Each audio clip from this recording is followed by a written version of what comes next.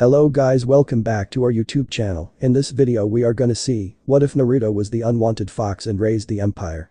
Part 2. If you want more awesome fan fiction like this, don't forget to hit that subscribe button. So without wasting any time, let's get into the video. 2 years since the rise of the United Empire. You know, I almost prefer the war to this, muttered a blond man as he leaned back in his chair looking over to see a dog-sized kitsune laying across from him, giving him a bored look before opening its jaw in a wide yawn. Sorry, what was that? Sounded like more whining, smirked Kurama as Naruto sighed, setting down his pen, idly cracking his neck as he did. Yeah, I get it, muttered Naruto as he pushed himself up from his desk, allowing the light from the window behind him to drop over his white uniform, a cross between military garb and a robe, with a deep burnt crimson that reached down to his feet. The mix of black and crimson gave him an intimidating appearance that stopped at his whiskered face, that held the same compassion he had known as a child upon it. I'm going to take a break, okay? A few clones can handle the rest from here, called Naruto as a few puff of smoke announced his copy's arrivals that moved over to handle the last bits of the addendum. Looking around, Naruto's eyes moved over the wide window that looked out into the courtyard, spying a few figures below moving around the garden, a smile coming to his lips as he saw a few children rush by. Looks like Euphemia let the local children into the gardens, again Eve's going to have a fit if they mess of Wally's work, chuckled the boy to himself as he moved out of the office and into the carpeted halls, Kurama trotting along behind him, chuckling to himself.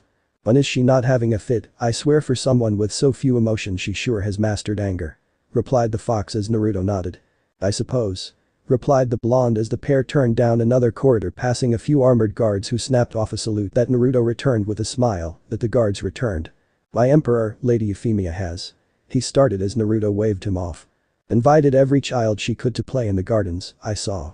I swear we need to find her a husband before she starts kidnapping kids for herself, chuckled Naruto as the guard smiled, nodding as the emperor continued on down the passage, descending down a wide circular staircase until he found himself at the entrance to the gardens, just in time to see a few children rush by, followed by a laughing Euphemia. And there she goes, called Naruto as a figure stepped into his line of sight a few yards away, drawing the blonde's attention. The figure was around Nunnally's age, dressed in what could only be described as a gardener's uniform, consisting of baggy brown overalls that was combined with a bright green shirt that showed a few touches of dirt. As Naruto turned to face him, the figure turned to him, his red eyes focusing on Naruto for a moment before his face broke into a wide grin, his arm rising above his brown bangs in a happy wave that Naruto returned, smiling softly, moving over as he did. Well, Wally, how's the garden? Asked Naruto, smiling as the boy smiled happily, waving a hand gently around as every flower opened as if of one mind.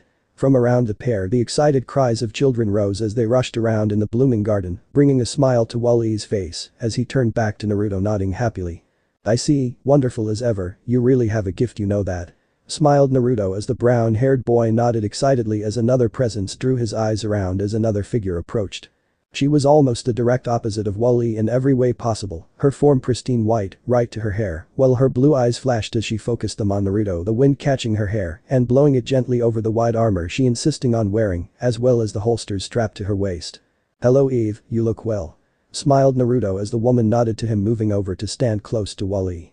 Yes Emperor, I am well, replied the girl in a voice that was almost devoid of any emotion.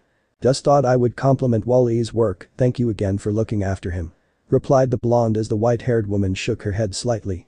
There is no need for thanks Emperor, I would do it without the request, replied the woman as beside her Wally gave her a smile, moving over to take her hand in his, even as his lips parted. Eva, he managed, drawing the woman's eyes around to him as he gestured towards the garden, starting to move off, the woman following behind.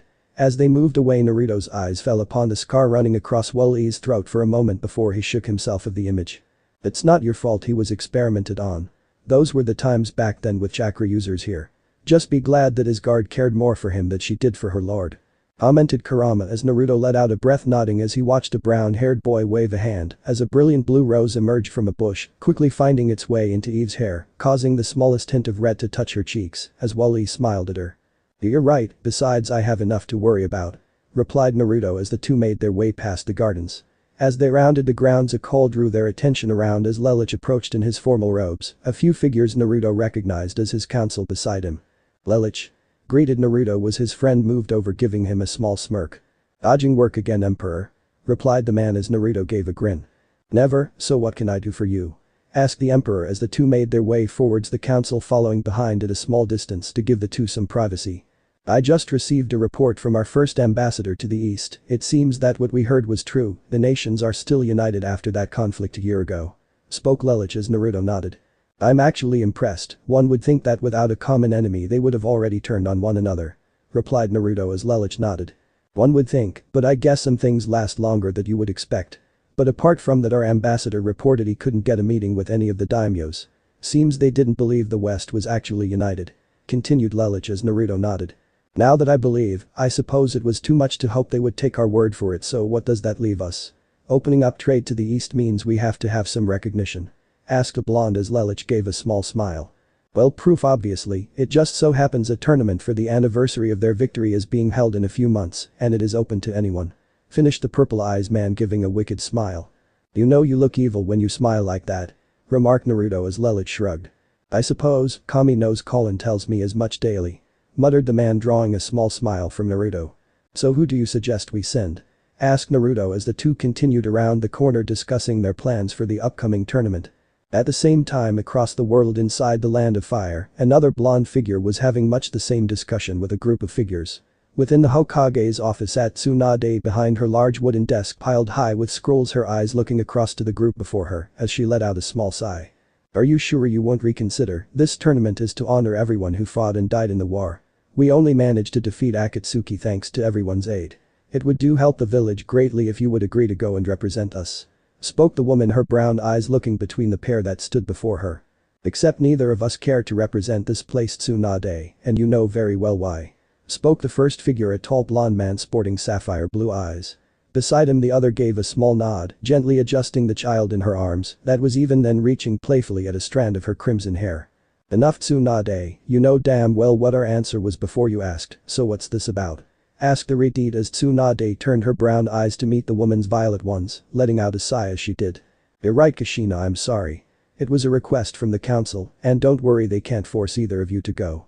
Replied Tsunade as across from her Minato and Kushina Namikaze nodded. Good, maybe if you'd had that attitude a few years ago you'd have more of our support. Snapped Kushina as beside her Minato sighed, laying a hand on the woman's shoulder as he saw Tsunade flinch away from the redhead's words. Kushina-chan. Whispered Minato as the redhead looked to him before allowing her anger to slip from her, turning slowly back to Tsunade, even as the bundle in her arms let out a small happy gurgle. Sorry Tsunade, that wasn't fair. Whispered Kushina as the Hokage shook her head. No it was Kushina. Just forget it. Replied Tsunade as she looked back at the two who stood before her in defiance of death itself. It was still almost impossible to believe that it had happened. As the elemental nations had united to face off against the Akatsuki's forces, the Edo tents had been flinging the dead back at the united shinobi forces from the beginning to the end. Among them had been the fourth Hokage and his wife, both of whom had arrived near the end, luckily only resulting in limited damage. Then when they had pushed the leaders of Akatsuki all the way back, that falling out had happened, some orange-masked guy going for the red-haired one, and that paper user taking the strike instead. After that all hell had broken loose as the orange-haired figures had rushed the masked man, practically tearing him to pieces, before the red-haired man pulled out some kind of jutsu they still couldn't understand.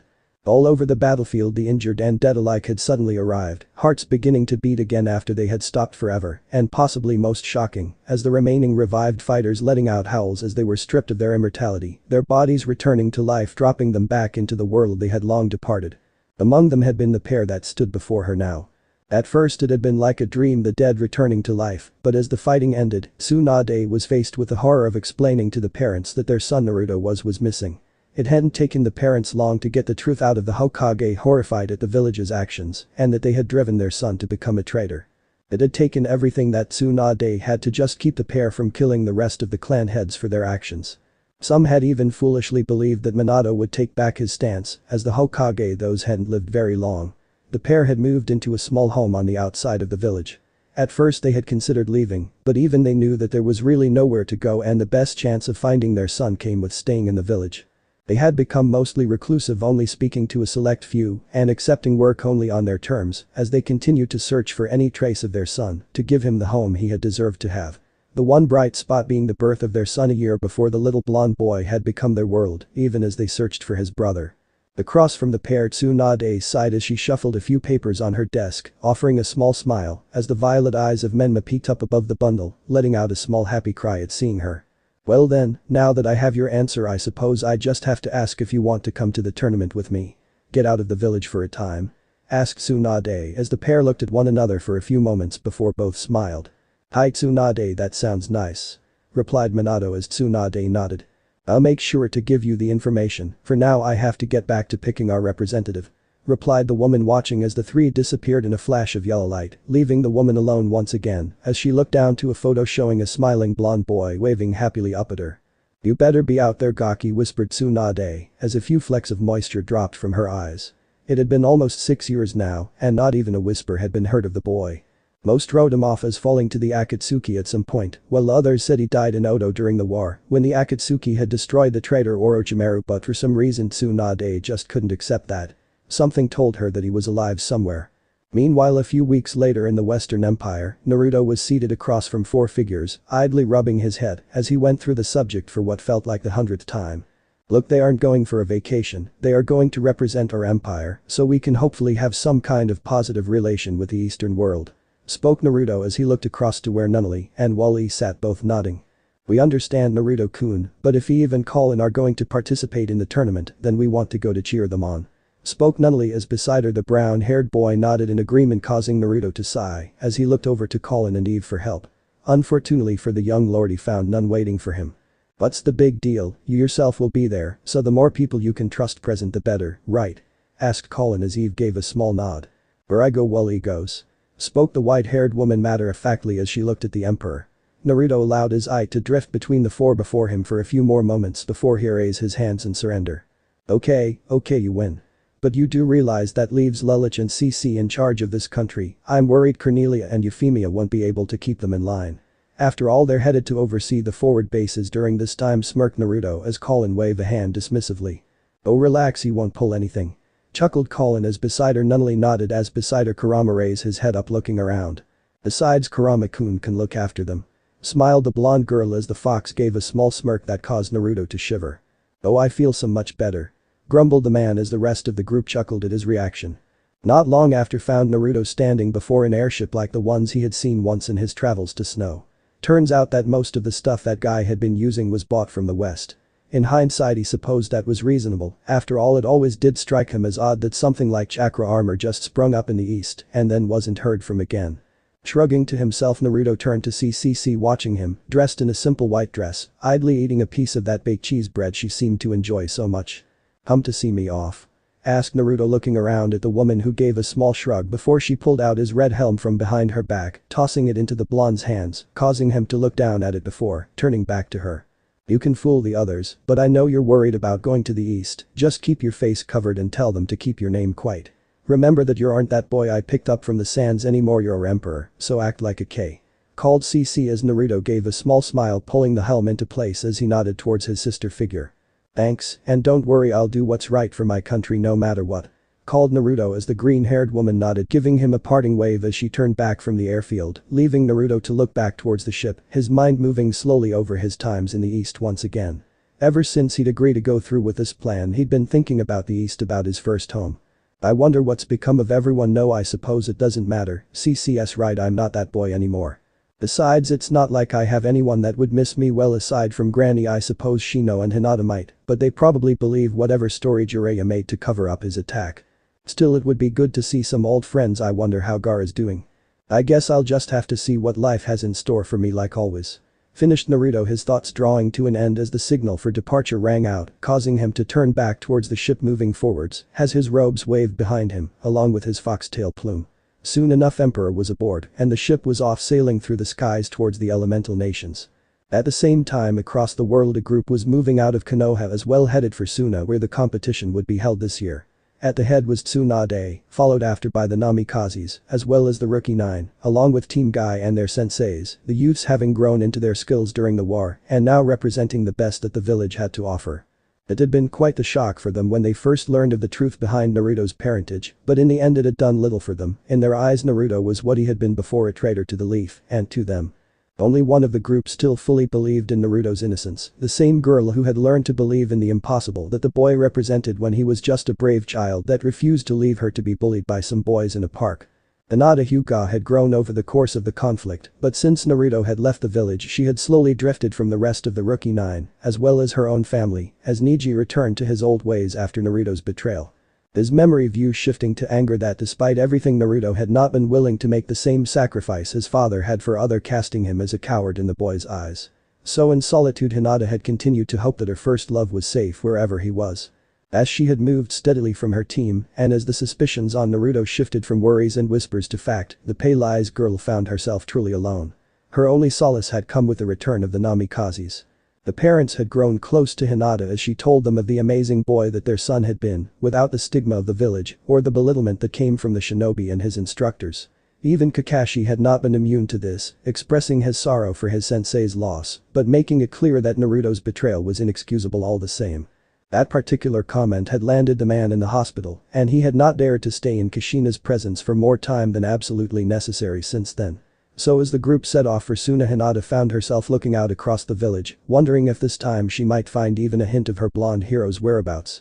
A few days later found the forces of Konoha arriving at the gates of Sunna before being cleared to enter the village, more than one glancing around at the massive coliseum constructed outside the walls for the competition, as well as something else that stuck out among the sandy dunes. "Hey, isn't that Dodo's ship?" called Sakura, pointing towards where a massive airship sat, its sides covered in layers of white sheets embroidered with a curious symbol that looked like some kind of red bird flying off into a sunset. As the rest turned towards what Sakura indicated, a huff from her left drew her eyes around to where Sasuke stood in his Anbu age, having shaped him over the years, though he kept the same distinguishing features. "Hi, that looks the same, but I don't recognize the symbol," remarked the Uchiha as the rest nodded in agreement before a voice belonging to Asuna-chunin spoke up. "Yeah, none of us knew what to make of it. Some people claiming to be from the United West showed up in it for the tournament. They were dressed in armor like some kind of samurai too, weird if you ask me," remarked the man as the rest looked at one another. "I heard that someone claiming to be from the West came to see the Fire Daimyo some weeks back, but that's ridiculous. The West hasn't been around since the first Shinobi War and the Village of the Skies," remarked Tsunade as beside her Kushina gave her a look of comprehension. "Wait, Sky? Weren't they the ones who tried to take over the entire elemental nations?" asked the Redeed as beside her Minato nodded. "Hi, that was them, but they were wiped out a century ago. Nothing's been heard from them since. What are they doing here now?" muttered Minato as he moved slightly closer to Kushina. From behind them the remaining Konoha forces gave the ship a final distant look before allowing themselves to filter into the village. Meanwhile inside the village, Naruto, his armored helm sitting upon his brow, walked beside Colin as the Redeed pushed Nunnally forwards through the streets, Wooly and Eve deciding to stay on the ship for the time being while the others moved about the village. "This place really is different, I mean, it's practically bleeding chakra," commented Colin, looking around in wonder as Nunnally nodding in agreement as they saw a pair of Kiri shinobi pass them by, giving the three a small glance before moving on without comment. "Hi, this is just one of the villages. Here in the east there are 5 major ones and a few smaller ones, but they are all a little alike," remarked Naruto as the two women nodded. The group had arrived only a day before, causing a small stir as the ship sat down, Gaara himself arriving to greet them. Naruto had almost blown his cover at seeing his old friend having achieved his dream, but held it in playing the part of an emperor first and explaining their arrival. After a small discussion, Gaara had welcomed them, and at this moment they were on their way to meet with him in order to discuss possible trade with the Wind Daimyo. Soon enough the three had arrived at the Kage's building, being welcomed in and led quickly to his office. As their guide was about to knock announcing their arrival, a small smattering of voices caused her to halt as the three from the west also paused, looking over to the door a moment before it swung open. "Thank you, Kage-san, we will go and get settled, thank you for your time," spoke Tsunade as she turned to leave Shizune, as well as the Namikazes and Hinata beside her. As the Konoha group turned they came face to face with the delegation from the west, both groups pausing, but for different reasons.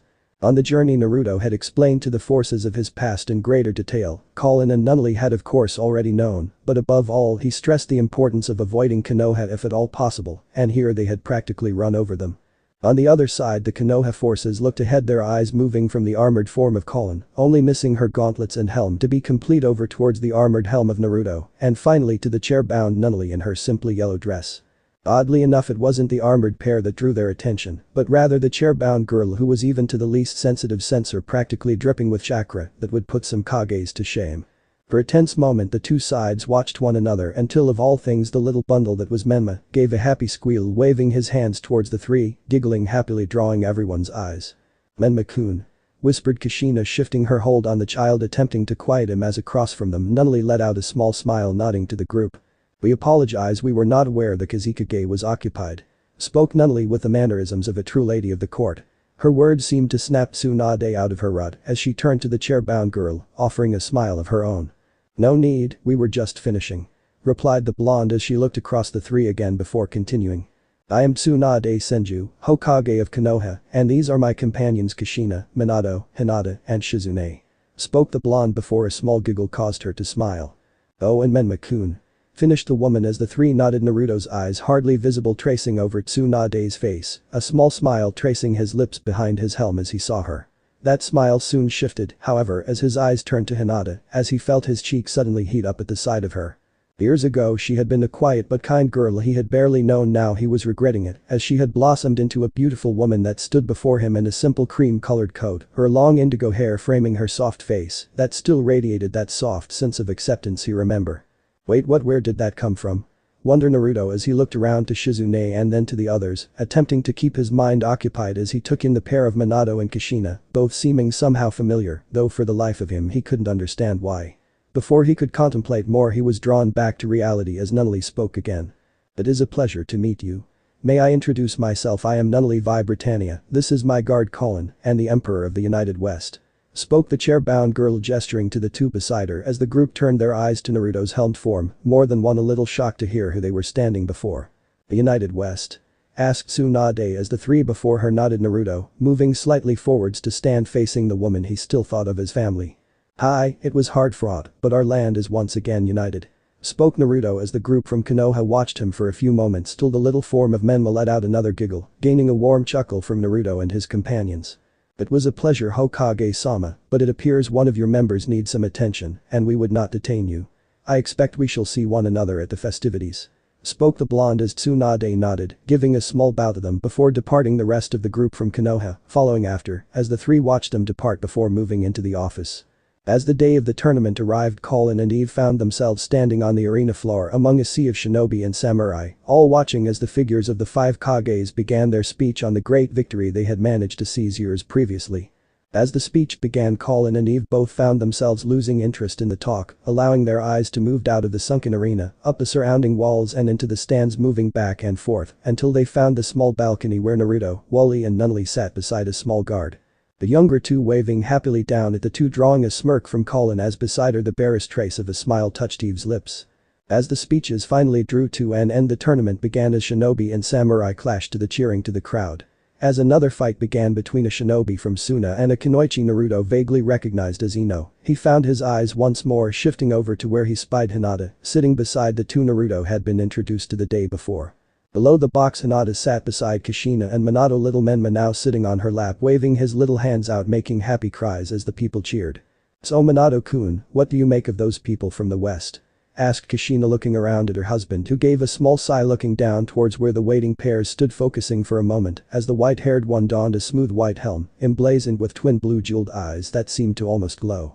While she shifted what looked like a set of larger oddly teardrop-shaped blades on either hips, both housing a hollow center that Minato could only guess at their purpose.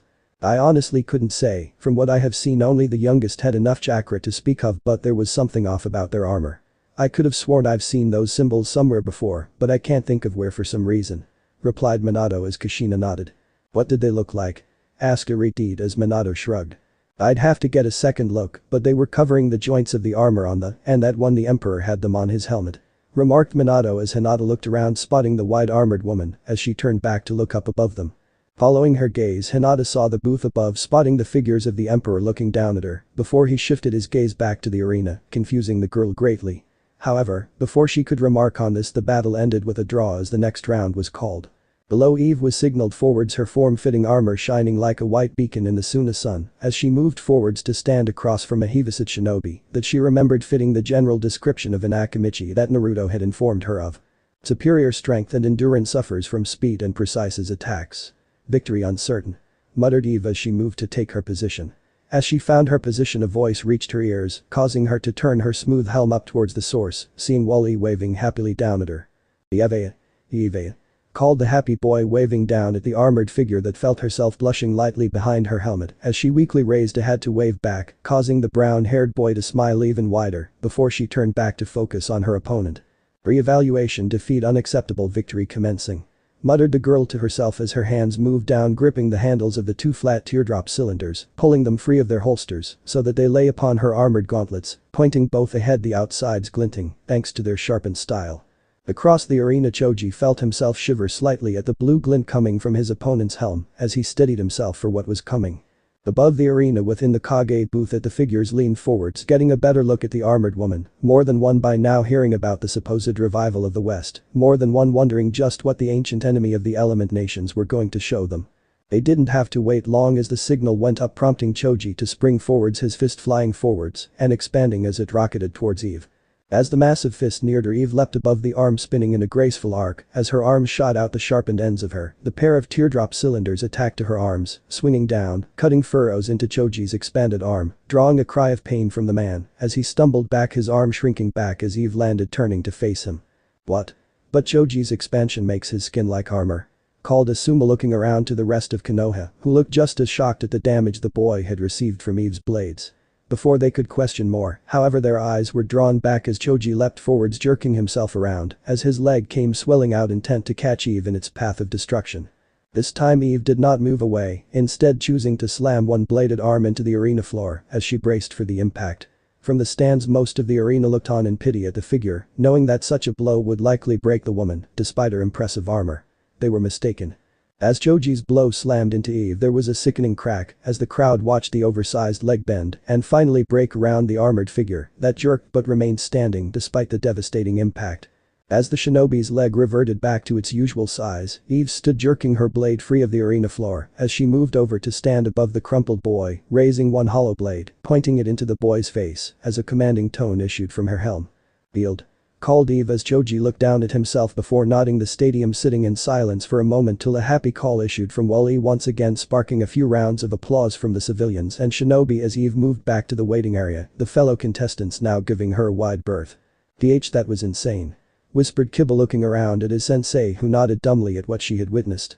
"How could she still be standing after that? It doesn't make any sense," asked Sakura, looking around at the others who shook their head, not understanding what they had witnessed either. Above in the western booth, Wally was still clapping as beside him, Nunnally smiled down at Eve's performance, casting a slightly worried look to the broken form of Choji before she felt a hand on her shoulder. "He will be alright, Nunnally. Tsunade is a first-class medic and he will recover in no time," whispered Naruto as Nunnally nodded. At his words, looking back to the matches playing out below. As the day stretched on, the gathered patrons watched as Colin and Eve continued to battle their way through the ranks. Some coming out better than others. Colin herself was finally forced to retire after a particularly harsh battle against a rapping oddball from Kumo, though she was at least satisfied that he hadn't walked away victorious from the fight either, having been blasted clear off the arena when she overloaded a storage seal to blast her remaining molten reserves into that odd cloak of chakra he had pulled out. Still, after that, Kalen's chakra reserves were well spent, and rather than showcase her hidden arsenal, Colin chose to bow out, leaving the rest to Eve. So as the tournament reached its finale, Naruto along with his fellows looked down as Eve moved into the arena. As she did, Naruto found himself flashing with barely contained anger as Sasuke stepped up across from her. Him, the one who had chosen to betray Konoha for power, now stood there as people cheered him on. It turned out that after his failure to flee, Jiraiya had helped to train the youth alongside Kakashi, making him quite the hero during the war as he slew his brother as well as a few other of the Akatsuki. And now he stood there being cheered on. Fortunately, Naruto was able to keep his anger in check as he turned his attention back to Eve, who nodded towards the western booth before focusing back on the Uchiha. "You might as well surrender now, that armor of yours won't save you against me," called Sasuke, practically oozing confidence with every word as Eve turned her armored helm to face him. "Thus give up and save yourself the embarrassment, run back to the west where you belong," continued the Uchiha, smirking at the silence Eve was offering, foolishly believing he was mentally weakening the girl. As he continued, Eve simply watched him, her arms shifting down to reattach her blades as she prepared for the battle to begin. After a few more shouts, the Uchiha seemed to realize his words were not having an effect as his eyes shifted to deep crimson, spinning slightly as he glared across at the wide armored figure. "Hey, say something. What, are you deaf or just stupid like that cheering idiot of yours?" called Sasuke, finally getting a reaction as Eve's head snapped up to him, the blue eyes flashing as above in the booth. Even Naruto cringed at the Uchiha's choice of words. "Oh, that's going to cost him," muttered the blonde as below the booth the Namikazes and Hinata were looking disgusted with Sasuke's words. "What the heck is wrong with him? This is a tournament, not some private ego trip," muttered Kushina, privately disgusted at how far her friend's child had fallen as beside her Minato shook his head. It's what comes of the village praising him without end. They've given him the idea he can get away with anything. What Jiraiya and Kakashi ever saw in him I will never know. Spoke Minato, privately scowling as the names passed his lips. After their return in Jiraiya's story, Minato had cast a man out of his life, telling him simply that until Naruto was found that Jiraiya better never show his face again if he wanted to remain among the living. It had only taken a single trip to the hospital to get the message across. Beside the pair, Hinata frowned slightly, nodding her head in agreement with the pair's words. Hi, and he doesn't seem likely to stop anytime soon. He's already believing himself to be some kind of hero. Whispered the pale-eyed girl as she looked over to Eve, noticing the obvious protectiveness she seemed to have towards the boy that cheered above them. As Hinata thought of this, her own thoughts turned to another protective figure, her mind flashing to Naruto for a second as she looked out upon the arena. If only you were here, Naruto-kun, you could show them what a real hero was like. But why am I thinking about you now? Thought the pale-eyed girl as below the observer stepped back, preparing to begin the match. Across from Sasuke, Eve had gone stiff after his last words, her helm dropping down, even as a smirk crossed the Uchiha's face. Finally found something that gets to you, huh? Well, don't worry, your stupid friend will get to watch me put you in your place. Called Sasuke as Eve's blue eyes flashed, looking up slowly till they stared directly into the Uchiha's own. Just as the match began, Eve spoke a single sentence with such cold authority that it sent shivers down a few observers' spines. Target confirmed. Whispered the wide-armored woman as the call came. Without hesitating, Eve swung both her blades forward, blue seals suddenly exploding to life along their lengths as the hollow tubs of the blade crackled with sudden power. Sasuke only had a second to dodge as twin blasts of blue light shot forwards, cutting past him and crashing into the barrier around the arena with a grinding scream of light as the blasts ate through the first few layers, leaving the remaining seals glowing red with barely contained energy. In the Kage booth, Kage, a hulking muscle beast of a man, sat up staring unbelievingly down at the arena. Storm release, that's impossible. Whispered as most of the other looked on in wonder, seeing one of the rarest of bloodlines in play. Only Kushina and Minato recognized the truth below in the stands, both of their mouths dropping open as they suddenly recognized where they had seen those symbols before. Minato, those are. Managed Kushina as beside her. Minato nodded.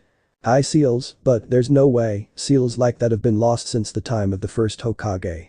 Whispered the blonde as below Sasuke was rolling to a stop, his face contorted into a snarl as he drew a blade, rushing forwards at Eve. Without pausing, Eve turned to him, slamming her feet into the arena, firing off towards him with comparable speed, her blades twisting in a cross-like hole to catch his strike. With a flash of steel, the two blows met, sending sparks up as the two pushed against each other. As the two crossed blades with one another, Eve found herself giving slightly.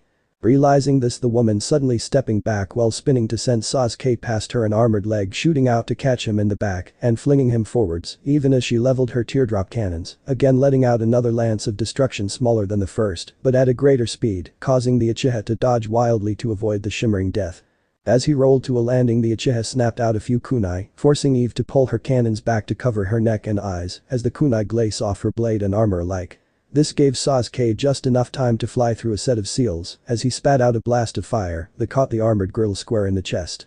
The smile that had begun to form on the Uchiha's face faltered, however, before it could fully form as he saw his flame glaze off of the armor as another sea of blue seals shone to life along it, causing him to curse at the sight. Without pausing, Sasuke continued to fling fire, water, stone, lighting anything he could across the arena, only to watch as Eve's blades turned them asunder, all being felled by her blades.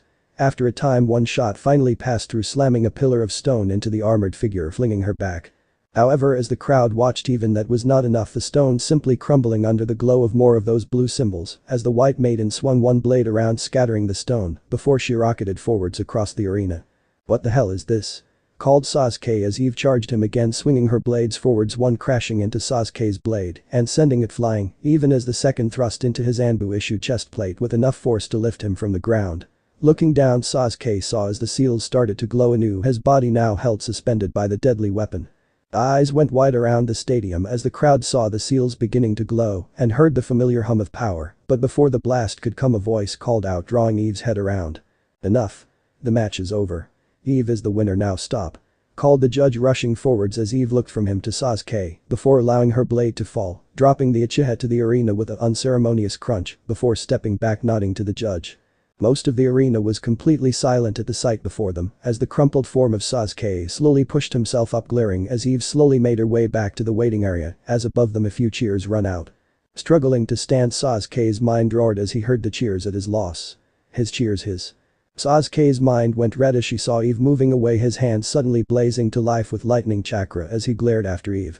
Before anyone could even guess as to Sasuke's intentions, the boy was up rushing towards Eve, his hand outstretched towards her, the crackling causing her to turn too late to do more than watch as the lightning-encased fist closed on her heart. There was a sudden sound like a cannon blast as the barrier around the arena shattered, sending chakra blasting back across the crowd, causing many to cover their eyes, leaving only a few to witness as the red armored figure crashed through the barrier, smashing into the arena between the charging Uchiha and Eve, his gauntleted hand swinging around to catch the lightning-encased fist. Sasuke's eyes shoot up to see the smooth mask of Naruto's crimson armor, its tail plume waving behind him, even as chakra swirled around him, leaking around the groove in the armor as he held the Uchiha's attack in one gauntleted hand, eyes narrowed in disgust upon the man. "Not this time," growled Naruto, causing a look of confusion upon Sasuke's face a moment before it was replaced with a look of agony as his hand was crushed in Naruto's grasp with a sickening crunch that echoed around the arena. Sasuke let out a howl of pain as Naruto flung him back to roll across the ground to a stop, even as several figures rushed into the arena, many of them from Konoha to surround Sasuke, a few openly surrounding Naruto and Eve, both of whom looked around seemingly bored at their presence. "Stand down," thundered a voice from above as those below looked up to see Tsunade rushing down, looking around at the Konoha forces, who shifted slightly before obeying, stepping back from the armored pair. "But Hokage-sama," they started Sakura before Tsunade silenced her with a glare. "Responded to an unprovoked attack by that fool," called Tsunade, glaring down at Sasuke before she turned her eyes around to where Naruto stood beside Eve, both turning to face her. "I am deeply sorry for the boy's actions, he does not represent the stance of our village," started Tsunade as Naruto raised a hand for silence, which just so happening to be the bloody one he had just used to crush the Uchiha's own, before speaking. "Regardless, your shinobi acted to murder one of my people after a fair contest of skill, Hokage-sama. Such an act deserved punishment," called Naruto as over by Sasuke. The pink-haired Sakura growled, glaring over towards the armored pair.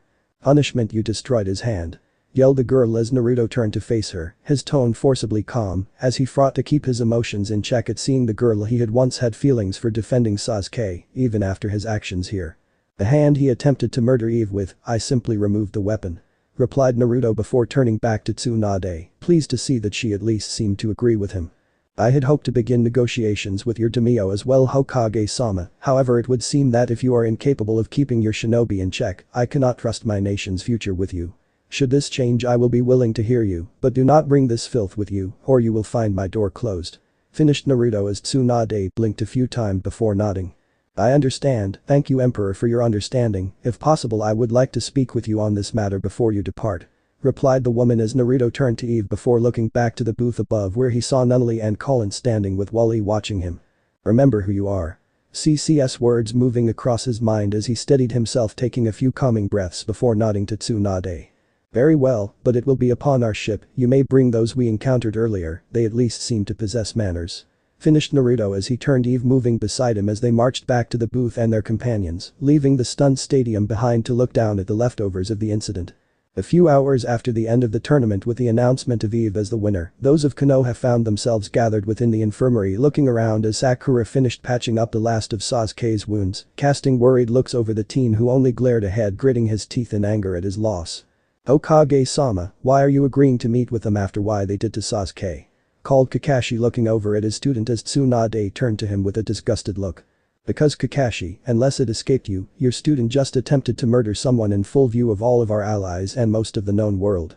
You're damn lucky I don't kill him myself for being such a fool," called Tsunade, as Kakashi looked as though he wanted to speak, only to fall silent at the look the blonde gave him. "Be that as it may, Hokage-sama, they are obviously dangerous. Those seals around the arena were strong enough to hold a Jinchuriki in place, and that emperor of theirs broke through it without even slowing down. This seems too dangerous," spoke Asuma, taking a puff from a cigarette as beside him Shikamaru nodded. "This whole thing is just odd, I mean the United West. They just show up out of nowhere and then practically decimate our best forces. I don't like this. The last time the Land of Sky moved it was to attack our whole nation," muttered the teen as a few of his fellows nodded even as Tsunade turned to him. "Whether you like it or not, this could be our one chance to fix what Sasuke just did," finished Tsunade, turning to leave the room as Shizune moved to follow her. "Hokage-sama, I'll," started Kurenai before Tsunade shook her head back at the woman. "You will stay here, the only ones invited have already been spoken for, remain here till I return, that goes for all of you," Called the blonde before she marched from the room. Her assistant and tow to where Minato, Kushina, Hinata and Menma were waiting for her. Meanwhile outside of the village aboard their ship Naruto was seated across from Nunnally and Colin, Eve already resting after having pushed herself to the limit on her last match, and Wally wanting to stay beside her. As Naruto raised his eyes to look across the simply metal table he saw the small frown drawn across Nunnally's lips, drawing a sigh from his own as he leaned back in his chair. I'm sorry Nunnally, but there wasn't a peaceful way around that situation. In fact from what I witnessed it seems Lelich's plan for recognition may have gotten us more than we wished for. Groaned Naruto rubbing at his face as Colin sighed looking up at the cabin roof as she did. Yeah, I mean down in the arena all I got was suspicious looks at best, heck the only one to not outright glare at me was that rapping guy, and I'm pretty sure he was crazy. Weirdest thing too, some kept muttering about a sky village. Remarked Colin with a shrug. Sky? You think they mean the first emperor? Asked Naruto as Colin just shrugged. At any rate Nunnally I couldn't let that action stand, I had to act. Continued Naruto turning back to Nunnally who had a troubled look upon her brow. I know Naruto-kun it's just started Nunnally as Naruto nodded. Hi, we came here for peace I know. You know I don't want anything else Nunnally, but I can't just let them get away with attacking one of our own either. Still Granny Tsunade's willing to meet with us, so maybe we can make this mess turn out for the best. Breathed the blonde as Colin looked down at him a grin spreading across her face as she looked at him. Oh is that who you want to see, or is it that Hyuga girl you kept sneaking glances at during the match? Asked Colin causing Naruto to falter slightly as both girls leaned forwards, spotting the small blush touching Naruto's cheeks as he tried to look away. I don't know what you're talking about. Spoke the boy as both girls found their grins widening. Really Naruto-kun? Asked Nunnally innocently as Naruto turned back to her his mouth opening as he looked into her innocent face for a few moments before his head dropped in surrender. Okay maybe I was a little. Muttered the blonde as the two girls grinned all the more. Oh I can't wait till CC hears about this. Chuckled Colin as the three moved out to prepare for the coming meeting. Less than an hour later found Naruto, Colin and Nunnally waiting inside the loading bay of their ship watching as a pair of armored guards escorted the group from Konoha into the ship as they looked around curiously at the inside of the machine before their eyes shifted down to focus on the figures before them. Greetings Hokage, if you and your companions will follow me. Spoke Naruto turning to lead them into a large meeting room in the center of the ship, doubling as an observation deck so that the roof was a large glassed-in dome open to the sky above. As the group entered they found themselves at a large central table Naruto along with Colin and Nunnally moving to one end while a few guards took station around the edges of the room, watching as the Konoha group settled themselves down. Thank you again for meeting with us Emperor, I apologize again for my shinobi's actions, is your companion alright? Asked Tsunade from across the table as Naruto felt a smile touch his lips under his helm. I accept your apology Lady Hokage and thank you for your concern. Yes she is well, only tired from the tournament, if I might ask how is the state of her first opponent I believe his name was Joji. Replied Naruto seeing a small look of surprise on the Konoha shinobi's faces before Tsunade replied. Oh, he will be alright, the bones had to be reset but nothing was too severe. Replied the blonde as beside him Nunnally let a small smile touch her lips. I am glad to hear it was not our intention to harm your forces, only to receive the recognition of our empire. I am sure you have heard of our failed attempts to meet with your daimyos by now. Asked Naruto as Tsunade nodded. So that's what this was, they were looking to be taken seriously well they got that in spades now don't they? Thought the Kage as she looked around the room they sat in. I must say this ship alone seems capable of that, on top of that your own armaments, I would expect you to have people clamoring to trade with you now. Remarked Tsunade as Naruto let out a sigh. I expect as much as well. However, weapons and our ships are not on the table, such things will remain in the West. Spoke Naruto drawing a confused look from the Konoha forces. But why? I mean your mastery of seals alone would put most villages to shame, why not use that to your advantage? Asked Kushina drawing Naruto's eyes around to her. Because such weapons are only good for war and the West has had enough of that. At the time we are strong enough to protect ourselves, giving weapons to those who could turn them on us is not something we are looking to do. Replied Naruto as the Redeed found it impossible to argue with the man's observations, even as the bundle in her arms let out a small happy giggle, drawing a smile from Nunnally that did not go unnoticed to the mother. You know you can come and say hi. Called Kushina as Nunnally turned her sparkling eyes to Naruto who gave a sigh before nodding as Colin moved to wheel the girl to Kushina where she greeted the little bundle of joy. Well they seem to have the right idea, Hokage-sama, it is obvious that we won't be making agreements today, instead what do you say to simply learning of each other, I offer you to observe our ship in the hopes that we can become allies in the future. Called Naruto rising to his feet as across from him, Tsunade did likewise nodding. Thank you Emperor, I believe that is for the best. replied the blonde woman as she moved over to meet with Nunnally, who was now happily holding Menma, who grabbed at her long blonde hair. Minato himself soon moved over, striking up a conversation with Colin on her storage ceiling, complimenting her use of it in battle, as she recounted a few stories for him, creating a nice back and forth between the pair. Outside of this group, Hinata turned to see the Emperor moving slowly away, her eyes shifting between the group behind her and back to his departing form before moving after him. Well, chapter 4, hope you are enjoying the story so far. I'll try and hit a few points here that I can see people wondering about. Before that though, thank you to everyone who followed, favorite, and reviewed, I really appreciate it. Okay, well yes, a few people are alive that weren't in canon. Really, the war with Akatsuki was just more drawn out, but also less successful, as without Naruto, they never really had a hope of pulling it off at all. So instead I had the group turn in on itself like most groups, with a lot of backstabbing in play too, and that leading to their downfall, along with the Shinobi Alliance scoring major victories over them. So some like Asuma and Niji didn't die or were just lucky to be revived by pain, so it all comes down to the same thing in the end. Okay, to repeat, the idea of the West is ceiling and tech based. Things like Eve's storm cannons, at least that small, are really rare at the time. Most if any are more like a backpack and cannon like in Straight Jacket and are still being worked out. The basic idea is that you seal the power and chakra into a scroll that then changes it into an element, load the scroll like a shell into the cannon, and fire it off, kind of like how Sasori did it with his puppet, same concept, just a little less powerful on the wider scale. Also, as awesome as the armor is, it isn't invincible. That attack from Sasuke could have killed Eve if it had hit her in the right spot. After a full day of combat drained the seals, probably would have taken more than one, but it could get to her if it hit a weak point. Also, weapons are still effective as they bypass the ceiling and are only fighting the armor, which is why the West still favors blades and kunai launchers. Oh, and for a chakra cannon, well, look at Straight Jacket and I'm Gun main character gun to get an idea of what that looks like. Hope that helps, and remember looking for people for Euphemia and Cornelia. Enjoy the chapter and thanks for reading. Small bit, but F.S. Pain and the Akatsuki are dead and gone, with Konan, Shiz and Rain leading it. Honestly, as they don't factor into the big story, I just kind of left them out, but there you go if you were curious about that. Oh, and to the guest who asked why Naruto's sibling is a boy, well, cause I wanted it to be. If you want the sister thing, take a look at my other stories. I think I've made like 6 younger sister arcs by now, lol. Also, I would like to say, if you haven't read the Empire Story by DEVILZXKNIGHT86, then you really should. He made a really unique story that helped inspire me to make my own story and take it in a new direction as well. So check his out and support a great writer. Chapter 4. Talking. Thinking mental conversation. Demon God are the like printed words. Jutsu. For the sake of peace. As the armored emperor turned from the observatory, his path took him down a corridor and out onto the top of the ship, the desert air rushing over him, blowing the burnt orange cloak and tail plumb out behind him as he moved towards the railing, his eyes scanning the tranquil scene before him, even as his mind stormed with old memories. As Naruto looked out at the desert, his thoughts turned to the last time he had made his was across the wasteland. Well, I guess this time I made it to Sunna. That's something. Angara made Kage. He looked happy, and the people seemed to love him too. I'm sorry I didn't get to see that happen, not that it would have happened in Konoha, I suppose. Thought the blonde, shaking himself from such thoughts even as he heard a small movement behind him. Turning back, Naruto found himself watching as Hinata stepped out onto the deck, the desert wind catching her blue hair, blowing it out in a gentle wave as she raised on delicate hand to keep it from covering her sight. As Naruto saw her like that, the sun reflecting off of her pale skin, her hair flying in the wind, his mind seemed to simply fail him.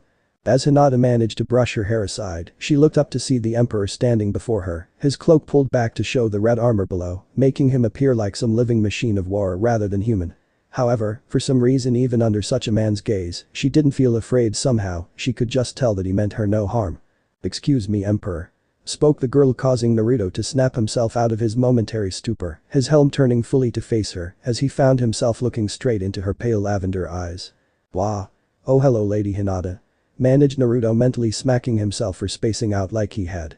Hinata, for her part, seemed to be kind enough not to press the matter, instead nodding in reply before continuing. "Hi, my name is Hinata Hyuga, Emperor. I hope you don't mind me joining you," spoke Hinata as Naruto felt himself relaxing at the sound of her voice. "I don't mind, Lady Hinata," replied Naruto as Hinata moved over to look out over the desert, a calm expression moving across her face as her eyes passed over the dunes.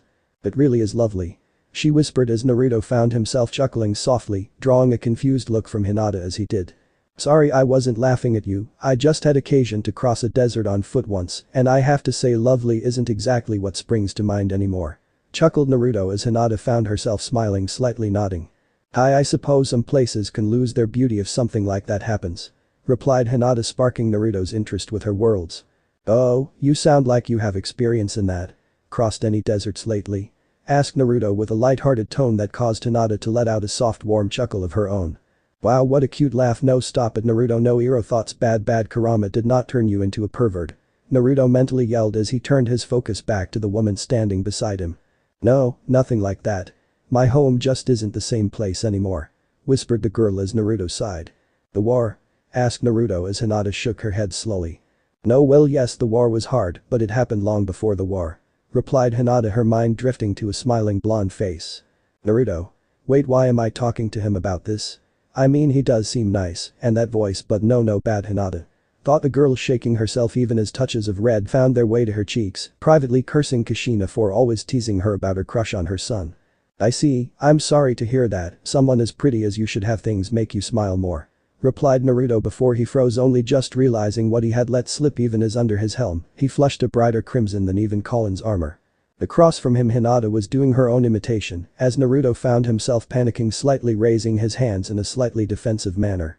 "No, I mean, I'm sorry, that was wrong to say, I mean not that you aren't pretty, you're beautiful, it just, sorry," came the stream of words from the man, obviously flustered as Hinata felt a small giggle starting. "Is that why you were watching me during the matches?" asked Hinata in some amusement as the armored figure looked away from her, suddenly embarrassed obvious even through his armored form, causing her giggling to blossom into a deep rich laugh as she saw the armored titan in such a position. Soon enough Naruto found himself starting to laugh as well, till both of the pair were allowing their amusement to sound across the sandy dunes. It took the pair a good few minutes to finally quiet themselves down, leaving both panting, slightly resting against the railings. Hinata's smiling face turned up to Naruto's helm as a few stray chuckles continued to slip out. Thank you, Lady Hinata. I needed that," spoke Naruto, the happiness of his laugh still upon his words as beside him, Hinata nodded, smiling. "There's no need, Emperor, I'm happy to know I hadn't offended you," smiled Hinata as she looked up at his towering form, finding herself completely at ease with this man. "I don't think you could offend anyone, Lady Hinata, but I do apologize if I worried you," spoke Naruto, finally gaining control of his laughter as Hinata shook her head. "No apology necessary. Though I suppose I should get back to the Hokage," spoke Hinata as Naruto stepped back from the railing, holding a hand out to her. "Well then, may I escort you?" asked Naruto happily as Hinata felt another twinge of a blush as she gently placed her hand into the gauntlet of Naruto's, feeling a slight warmth to it as she did. "I would be happy if you would," replied Hinata as the two turned, moving back towards the bowels of the ship. Soon enough Naruto and Hinata found themselves stepping out into the observation deck, both pausing at what oddness that they saw playing out. On one side of the room, Tsunade and Shizune both stood beside the chair-bound Nunnally with little Menma in her lap, clapping happily as his violet eyes looked across the room to where Minato was caught in between Colin and Kushina, looking as though he wanted to simply melt through the floor. "Kushina, I promise we were just talking about seals," called Minato in a slight whimper as Kushina shot him an annoyed look before turning to Colin, who was giving her a challenging smirk. "What? You want to go around tomato?" called Colin as Kushina stepped forwards, her teeth grinding as her hair parted into 9 waving strands. "What did you call me, you little red crab?" called back Kushina as Colin turned red, glaring back at Kushina, her blue eyes blazing angrily as well. "What did you call me?" yelled Colin as Kushina gave her a dangerous smile.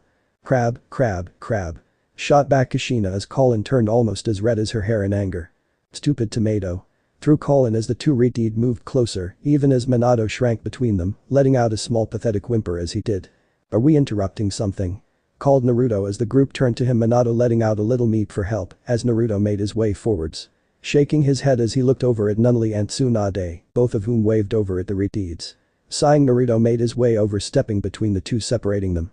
"I will have to ask you both to try and not start a conflict aboard the ship, Colin, keep this up and I'm putting Cornelia back in charge of your training," called Naruto, causing Colin to give a slightly worried look before allowing her anger to vanish, stepping back as Kushina let out a small huff of pride, smiling over at Tsunade, who shook her head, not meeting the woman's gaze. "Thank you," whispered Minato, causing Naruto to turn to face the blonde, letting out a small chuckle. "Don't mention it, I've been where you are a few times, except mine had pink hair," commented Naruto, thinking back to the disagreements between Euphemia and Cornelia when the youngest wanted to join the war. "Private fights aside, I think it is time that we depart, our forces are waiting for us before we return to Konoha. Thank you for your hospitality, Emperor," spoke Tsunade as she moved forward with Nunnally, who handed the bundle to Kushina, who smiled down at the girl with a few words of thanks. I see, I do hope that we will have opportunities for future interactions, Lady Hokage. Replied Naruto as the Konoha group began to gather. As Hinata passed him, Naruto felt a small tug in his chest, the words finding themselves to his lips before his mind had a say in them. "Oh, and Lady Hinata, I would like to see you again if possible," called Naruto as everyone suddenly turned to Hinata, who grew a small blush looking around at everyone's eyes before bowing her head quickly, her bangs hiding her face. "Haha, I would enjoy that, Emperor, excuse me," she managed before turning to move ahead of the Konoha group, who looked back at the Emperor for a moment before following after her, leaving Naruto to receive knowing smirks from both Colin and Nunnally. Meanwhile, at the base of the ship, Hinata had already moved a few feet away, still blushing madly before the rest of the party reached her. "Well, Hinata-chan, what was that about?" asked Tsunade as Hinata, still blushing, looked away only to find Kushina grinning at her with little Menma, mimicking his mother, looking up at the girl. "Well?" asked Kushina as Hinata suddenly became very interested in her own feat. We just talked," whispered Hinata as Minato let out a small chuckle. "Must have been quite a talk, after all he seemed very interested in getting to know you, Hinata," smiled the blonde as Hinata nodded slightly. "I suppose that at least makes it easy to know who to send as our representative," spoke Tsunade, looking over to Shizune, who nodded even as Hinata looked up at the pair. "So you decided to take them up on the offer?" asked Minato as Tsunade turned to her fellow blonde, sighing slightly. "Hi, I know the village is likely to throw a fit about the Uchiha, but the United West seems willing to open their arms to us, and I'm not going to throw that chance away. Besides, I honestly can't see someone who works with Lady Nunnally being someone to turn on their word," continued Tsunade as Kushina nodded. "Little Menma seemed to like her, and I have to say her chakra may have been immense, but it was gentle, I doubt she could hurt a fly," remarked the retreat as Shizune let out a small chuckle. "Unlike you, it would appear, really, Kushina, you and Lady Colin could be mistaken for family," spoke the raven-haired woman, drawing a small chuckle from Kushina as she idly scratched her head in embarrassment. "Yeah, sorry about that, you know," spoke the retreat, drawing a few chuckles as the group made their way back into Sunna. A day after the forces of Konoha had departed, the crew of the airship were looking over final preparations for their return flight, following a final meeting with the Kage to settle a date to meet with the daimyo of wind. Currently, a few final preparations were underway as Naruto and Nunnally found themselves standing on top of the ship, giving the walls of Sunna a final parting look before they took off. "It really is a beautiful city," whispered Nunnally as Naruto nodded. "Hi, and it has a great ruler. Gaara will look after it," smiled Naruto as the girl nodded. "I'm sure he will, you know he spoke very highly of you in our last meeting, Naruto. I'm sure he would be happy to see you for you," spoke the girl, looking up to see Naruto nodding, letting out a small sigh. "He probably would, but that would force him to lie for me, and I won't do that to him. Maybe after our treaties are in place and everything is settled I can risk it, but till then I won't be seen as the Emperor of the West, just a cast-out fox," replied Naruto as Nunnally nodded sadly. "I'm sorry, Naruto-kun," whispered the girl as Naruto laid a hand gently upon her shoulder, shaking his head down at her. "Don't worry, Nunnally, I'm alright," spoke Naruto as the girl gave a soft smile. "I wonder if that has anything to do with Hinata?" offered the girl as Naruto sighed, shrugging as he looked out. "Not going to get away from that one, am I?" asked Naruto, seeing the girl shake her head slightly with a knowing smile. "It's like I told you, I don't know, she was one of the few who was really nice to me back in Konoha, and she hasn't really changed," continued Naruto as Nunnally giggled. "Oh, I think she might have changed some," added the girl, causing Naruto to blush beneath his helm. However, before he could respond to the girl, a sudden wave of chakra caused both of them to jerk around in time to see a shorter man fly up beside their ship, his short stature and red noise, identifying him as the third Tsuchikage Inoki. Hanging beside him in the air were a black-haired woman, as well as a heavy-set man, who focused their eyes between the two figures below them, as Naruto stepped before the chair-bound girl, his helm turning towards Inoki. "Tsuchikage, what may I do for you?" asked Naruto, watching as the three lowered closer to the deck covering just above it as Inoki focused upon the Emperor. "Are you the Emperor of the West, the land of sky?" asked Inoki as Naruto felt his eyes narrowing, something about this man setting him on the defensive. "I am the Emperor of the United West, Tsuchikage, but I am unfamiliar with this land of sky you speak of," replied Naruto as beside Inoki the black-haired woman scoffed. "You're right, the West was where the sky shinobi came from that tried to destroy the elemental nations, don't feed us some crap about not being them," called the woman as Naruto turned to her, his tone becoming dangerous as he spoke. "I would be careful, Kunoichi, insulting others is no way to endear yourself. As for sky, our nation was divided by war until only a few years ago. The actions of one part does not reflect the whole, unless you wish me to blame you for the actions of the Uchiha at the tournament," called Naruto, causing the girl to scowl. However, before she could reply, Inoki raised a hand to silence her as he turned to face Naruto, a small smirk crossing his lips. You have no love for Konoha, that is good, it means we have something in common. I am here to discuss trade between our nations. Called the old man as Naruto nodded. And what may I ask is it you want from my nation? Asked Naruto as the old man's smirk grew into a smile. A few of those armors would be a good place to start. Stated Inoki as Naruto watched him. I see. Replied Naruto as Inoki nodded. But we understand each other, from that I started the man before Naruto cut him off. I'm afraid then we will not be able to trade with your land, the weapons of the west will not be brought to the east. Stated Naruto getting a scowl from both Inoki and his guards as the Kunoichi spoke again. What? Why? You came here to show off your weapons and then don't want to sell them? What kind of sense does that make? Called the woman as Naruto shook his head. We came to be taken seriously Kunoichi, not to barter or trade death. Our nation wishes for only peaceful trade, but our weapons will not be among them. Naruto flatly stated as the Tsuchi Kage glared down at the armored lord. Aim to be taken seriously huh, maybe it is you who is not taking us seriously emperor. Called Inoki allowing an orb of white light to slowly gather around his palm, the slight vibration of his dust release forming, as he looked down to see Nunnely's eyes widening in horror, as beside her Naruto stiffened. That's right you fools, I won't let I would be surpassed by this piece, Konoha has the return of the fourth, and the fox is still missing like I am a large enough fool to believe that. Iwa needs an edge, and no fool of an emperor will stand in my way. Thought the old man slowly raising his hand to point palm out towards the stadium. Both Naruto and Nunnally turned horrified towards the stadium, both recognizing that thing in the old man's hands. They should after all, it was what had haunted Nunnally's nightmares since the war her power. What are you doing, there could be people there. Yelled Nunnally in fear as the old man only smirked down at her. The bad for them then. Remarked the old man privately smirking, knowing the arena to already be abandoned, after all he had requested the right to demolish the temporary structure just that day from the Kazekage, under the presence of goodwill. But to both Naruto and Nunnally this man was willing to throw lives away on just a whim. As they watched a small orb expanded before rushing forwards towards the stadium as on the ship Nunnally cried out in fear throwing out her hands towards the attack. There was a deafening roar of force as the Tsuchikage and his fellows found themselves thrown back staggering in midair, their heads rising utterly disbelieving at what was before them. From that little wheelchair-bound girl had flown a wave of light and force that dwarfed Inoki's own by tenfold. Looking on in horror the Kage watched as his own blast was swallowed whole, before the girl's own shot up into the skies blasting a hole clear through the clouds above scattering them to nothing. Before the members of Iwa could even comprehend this there was a sound of hurried footsteps as armored figures rushed onto the deck calling at the lead looking around before rushing to Nunnally and Naruto as the soldiers turned bringing kunai launchers to bear on the three flying figures putting themselves between the emperor and the shinobi. Nunnally for her part was panting and shaking as she pulled her arms close to her body exhausted from the force of the blast she had levied.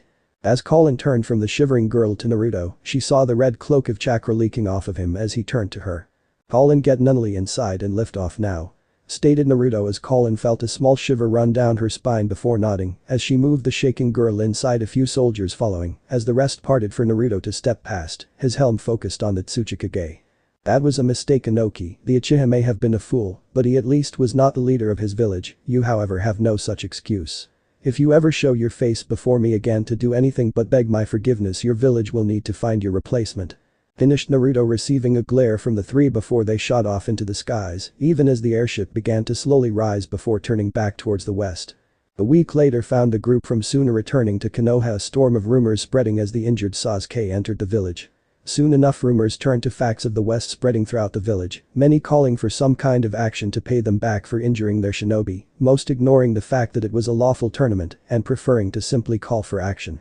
Even among the shinobi things were tense, as most of the clan heads were unimpressed to find their children returning in defeat to an unknown force that apparently hailed from their ancient enemy's land. As a result it was little wonder that less than a week after the group's return that Tsunade found herself facing the entire council, rubbing her head in frustration as she glanced around at them. For that last time Danzo, no.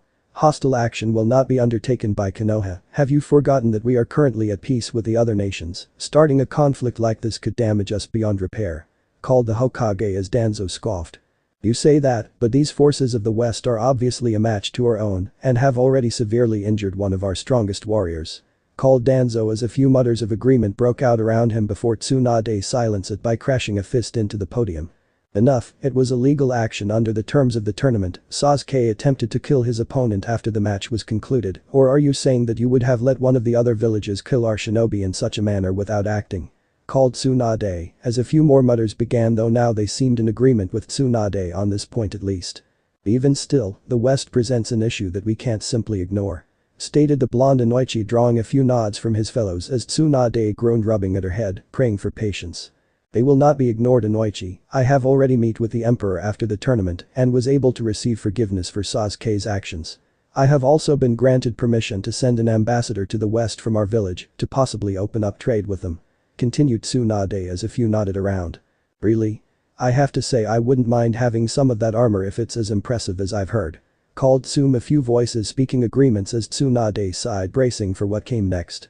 You can forget about that, Tsum, the West already informed me that weapons trade was not on the table, stated Tsunade as the voices erupted again, grumbling about what to do about the situation until a blast of killing intent rocked the room, causing the council to fall silent once again. Enough, this matter is closed. Konoha's ambassador will be leaving for the West by day's end, called the blonde as she turned from the podium, leaving the arguing group behind as she headed back to her office, Shizune falling in behind her. As the pair opened the door to the Hokage's office, it was to find a white-haired man sitting astride the windowsill, giving a small wave of greeting to the pair, grinning at their arrival. "Hello, Haim," called Jiraiya in a happy tone as Tsunade shot him an annoyed look before shutting the door, moving over to her desk, glance over at the sage as she reached it. "What do you want, Jiraiya?" called the woman, in no mood for games as her old teammate raised his hands defensively. "Hey, don't shoot, I just came after I heard about the tournament and this United West," replied Jiraiya as Tsunade glared at him. "That is none of your concern, your job is to find Naruto," shot Tsunade as Jiraiya dropped his arms, his face adopting a tired expression. "Tsunade, you know that he's already started Jiraiya before Tsunade cut him off. "Don't you dare say that, if he was dead we would know by now, hell the whole world would know by now, cause the QB would be running around causing hell again," spat back Tsunade as Jiraiya sighed. "Tsunade, that seal could have taken the fox with him, and you know it, either that or Akatsuki found him, sending me chasing ghosts is a waste. I could be of use checking out this United," started Jiraiya before he was forced to duck as a jug of sake flew past his head. "Don't you call him a waste. Now get the hell out of here before I finish what Minato started. You bastard, if you'd done your job as a godfather he'd still be here," spat Tsunade as Jiraiya gave her a harsh look before disappearing from the windowsill, leaving Tsunade glaring after him for a few moments before dropping back into her chair, looking over to Shizune, who was watching her concerned. "I'm alright, just tired," assured the woman as she plopped down into her chair, drawing in a deep breath as she looked down at the files before her. "Shizune, go ahead and bring Hinata here, will you?" asked the blonde as her raven-haired assistant nodded, disappearing in a swirl of leaves a moment later. Soon enough Shizune had returned with Hinata and Tsunade looking up from the desk, offering the pair a small smile. "Hello Hinata, are you ready for your trip?" asked Tsunade as the pale-eyed girl nodded. "Hi Lady Tsunade," replied Hinata as the Hokage nodded. "Good, now this," here Tsunade pulled up a scroll given to her by Nunnally, should they wish to contact them, contains a seal to signal your arrival in Sunna. Once you arrive simply apply chakra and a ship will arrive within a day to retrieve you. The terms were for only one, so I am afraid your team will have to separate from you in Sunna. Your mission is to represent the best of Konoha and hopefully open up possibilities with the Empire," finished Tsunade as Hinata stepped forwards, nodding as she took the scroll. "Of course Lady Tsunade, I will do my best," replied Hinata, drawing a small smile from the blonde. "I'm sure you will, and try not to get too friendly with their emperor in the meantime. Hiashi would throw a fit if his daughter came back with an armored baby in her arms," teased the Hokage as Hinata fought back a small blush before bowing herself out. As she departed, Shizune gave her lady a small disapproving look. "Was that necessary?" she asked as Tsunade grinned back at her. "Oh, entirely, besides I haven't seen her act like that since he left, it's good for her," whispered Tsunade before she looked back to her work, pulling out a scroll that had arrived just the morning. As her eyes scanned down the paper she felt her head throbbing again before she set it back on the table, reaching for a bottle again. "Lady Tsunade?" asked Shizune, seeing the irritation upon her master brow. "It looks like the United West made more of a splash than we thought. There's a call for a full meeting of the alliance to discuss them to meet in Iron a few days from now," spoke Tsunade before taking a swig of sake, turning to look out across the village, sighing to herself as her eyes moved across it. "Let's hope they're more reasonable than this place," thought Tsunade as she spied teammate moving out through the gates, Hinata at the head. While the players were starting to move in the east, back in the west the delegation from Sunna had just arrived back in the capital. Eve and Wally, biting brief goodbyes before the champion of the Western tournament, escorted her charge back to their home within the palace, looking to get some rest after their time in Sunna. As Naruto, Colin and Nunnally disembarked, it was to find Lelouch, CC, and Kurama along with a small group of guards ready to greet them. Sharing a brief welcome, the group soon moved into the palace to discuss the events of Sunna. In no time the group found themselves in an open room decorated with tall windows, open to allow the gentle breeze in to waft gently over the long conference table, causing a few of the hanging drapes to wave softly around them. As the group moved to take their seats, Lelouch was looking between Colin and his sister, Nunnally noticing the small exhaustion plaguing his sister, his concern evident upon his brow as he turned to Naruto. What happened?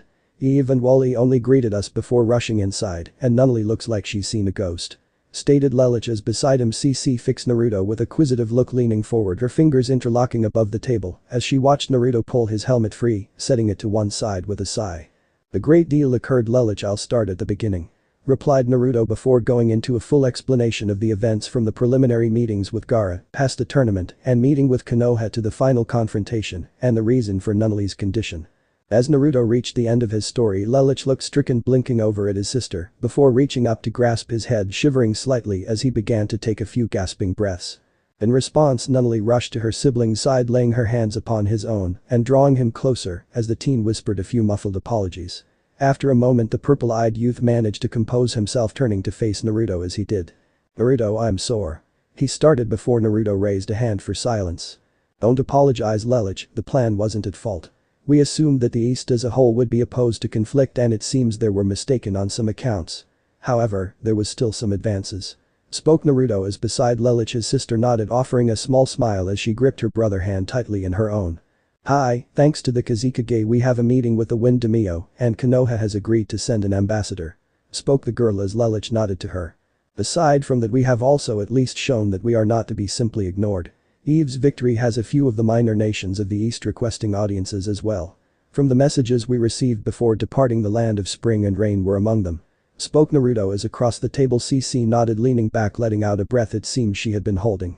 "So we have potential allies and enemies alike. I suppose this was the only really possibility. At any rate, the Empire is still in one piece. Cornelia and Euphemia are finishing their patrol of the border even now, and the new chakra cannons are finally ready," spoke CC as a small sigh drew Naruto's attention around. "Ready? I thought that would take longer. I had a heart attack when you gave Cornelia one of those things. Honestly, now she can shoot fire," muttered the fox, drawing a small smile to the table's collective faces. "That bad?" asked Naruto as the fox shivered. "That woman terrifies me," muttered the fox before dropping down from the table and walking away, his nine tails waving lazily behind him as he slipped out of the room. "So is there anything else we should be informed about? I have a bad feeling about Iowa, but as only part of the alliance I think we are safe from any action for now. Though I would like a chance to pay that midget back," spoke Lelouch, his voice returning to his usual steady tone as Naruto shook his head. "No, nothing," started Naruto before Nunnally cut him off with a small giggle. "Oh, there was Hinata," commented the girl, drawing a confused look from the table as Naruto suddenly looked incredibly uncomfortable. "Hinata? Nunnally, what are you talking about?"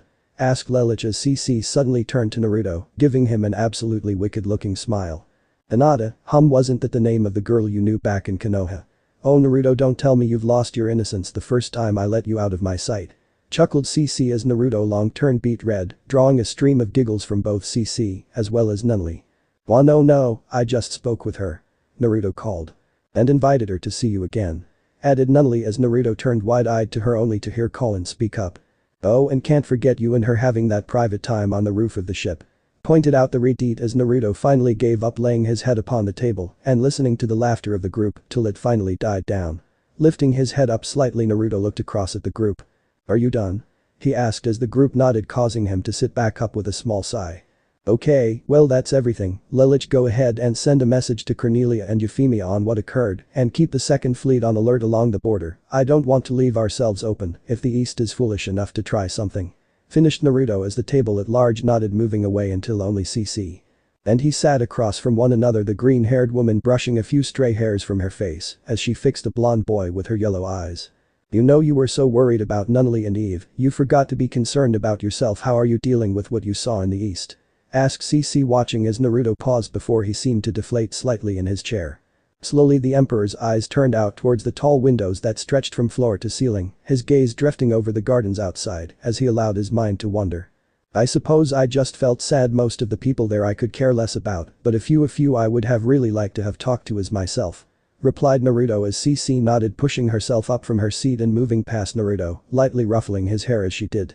Well then I suppose you'll just have to make sure we become allies so you can give them a proper greeting. Till then tell me more about this Hinata. Chuckled CC as Naruto turned to her with an annoyed look that only made her laugh all the more. At the same time across the empire along the border, Cornelia was moving through a fortress in full armor, calling out orders as soldiers rushed here and there to follow. Soon enough the purple-haired woman found herself out on the firing range, watching as a few soldiers moved forward, their reinforced armor glinting slightly in the light as they strapped heavy-looking crates onto their back before hefting up oversized slabs of iron. The slabs were an elongated rectangle that bowed out into a harsh point that then curved back, housing a single large handle in the rear, as along the side a support handle that acted as both supports stood out just short of half the length of weapon. As Cornelia watched, one Solider hefted the massive cannon up, staggering slightly as he started to fall back, only to find Cornelia catching the cannon in one hand, giving him a disapproving look. "Soldier. Explain yourself," ordered the woman as the man steadied himself, snapping to attention as he hefted his cannon up beside himself. "Hi, my apologies, I am not used to the weight," called the man as Cornelia let out a grunt, reaching forwards to pull the cannon from his grip, swinging the weapon around with one hand by the support trigger, leveling it down range as she hit the engage. There was a small hum as seals lit up along the rear pack, small sparks of light shimmering around the cannon before, with a thunderclap of sound, a blast of fire, around the size of a refrigerator, rocketed forward, smashing into a target down range, causing it to explode into flames. With a small huff Cornelia tossed the cannon back into the man, arms turning from him. "Then get stronger," called the woman as she moved away, the man looking from the cannon and his arms to the retreating form of Cornelia as he snapped out a salute even as the woman moved further into the base. A few days later, on the other side of the continent within the land of iron, Tsunade was moving into a miniature amphitheater-like room where a semicircular table stood in the center, where several figures already sat looking up at the blonde as she entered the room. Tsunade turned, giving Gaara and a small nods before moving over to her seat, glancing up as a red-haired woman walking in her generous form covered by a blue kimono, a Kage had, identifying her as the current Mizukage Mei. With a few nods she too moved to find her seat, even as the final member Inoki arrived just as an aged-looking samurai moved into the room, taking a seat across from the group, his black eyes traveling around the room briefly before nodding to the guards who moved to seal the doors, cutting the room off from outside interference. As the massive iron doors snapped shut, the head of the samurai's Mifune cast his gaze around once more before speaking out in a heavy tone that did not beg to be questioned in the least. "Very well, Kages of the great hidden villages, we have gathered here under the request of the current Tsuchikage to address the matter of the Land of Sky, or as they are now known, the United Empire of the West," finished the man, nodding his bandaged head towards Inoki's squat figure. "I will skip the formalities, the West is a danger to the elemental nations, and I am calling for immediate action be taken," called the man, drawing more than a few odd looks as Mei let out a small disbelieving chuckle. "Really? A few losses in a tournament and you call for war? I was not aware your pride was so easily tarnished," mocked Mei, drawing a small snarl from the old man as he turned to face her. "My pride has nothing to do with this. The last time Sky was seen in these lands they attempted to wipe out every village, and from what they displayed in the tournament they are more dangerous than ever, possibly more than Akatsuki ever was," continued the man as A gave a small groan. "I find that hard to believe, though I would like to know how they came to possess the Storm bloodline. Still, a few armored warriors is hardly worth such action. My own village received a request for an alliance with them," stated A as across from him Gaara nodded in turn. "As did my own, they hardly seem like an invading force to me," spoke Gaara as the Tsuchikage turned to him. "And tell me, what have they offered in trade?" "They arrive at a contest of arms to show their prowess in war and then request for alliances," called the man, causing the group to pause for a moment. "I personally met with the Emperor and his fellows, and they informed me that they simply desired to be acknowledged as their first attempts to meet with our nation's leaders was unsuccessful," called the blonde Hokage as A frowned. "I have heard the same, however from what I found it was only a single delegation traveling as any might that made the request. If they had really wanted recognition, why not simply use one of their airships? The daimyos would have met with them for that alone," spoke the muscled man as beside him Mei nodded. "Aye, that is true, and it cannot be denied that the tournament could be seen as a show of force to help with Theseus treaties they speak of," added Mei as Tsunade sighed. "I hardly think so, neither the Emperor nor Lady Nunnally gave off the impression of using such underhanded tactics. I would almost go as far to say they seemed innocent of such things," remarked the Hokage, already annoyed that she was forced to deal with the same mistrust here as back in her own village. "The same Emperor that shattered our greatest barrier as though it was paper and crushed one of our greatest warrior hand you call innocent?" asked A more than a bit skeptical. Add on to that his guards were able to not only push my brother B back in a fair fight and the other took the tournament, it stands to reason he is at least their strength. I would hardly call that innocent. Continued A as beside him the shortest Kage nodded before speaking. And as for that girl, she is possibly stronger than even him. Spoke the man, drawing several exasperated looks. Now you are being ridiculous. Spoke Tsunade as Inoki turned to Gaara. Is he Kage? What happened the day after the tournament outside of Sunna? Called the man as Gaara looked at him curiously before speaking. You caused a small panic by discharging your dust release into the sky beside my village Tsuchikage, though the display itself was more than impressive. Had you been capable of that during the war, it is a wonder it took as long as it did. Remarked the retreated boy as Mei looked over to him.